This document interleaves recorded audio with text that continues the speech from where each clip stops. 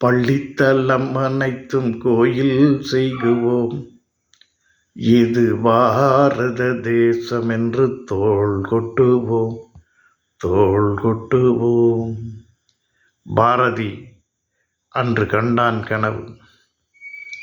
ஆனால் இன்று பள்ளித்தலமெல்லாம் கோயிலாகவில்லை, அது குற்றம் செய்பவனை தூண்டுவதாக இருக்கிறது.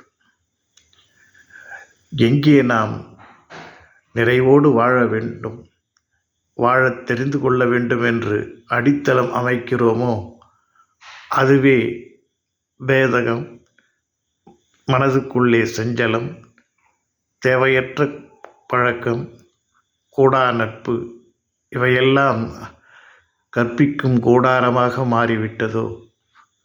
இதை திருத்துவதற்கு மீண்டும் ஒரு புரட்சி வேண்டுமா? சிந்திப்போம்.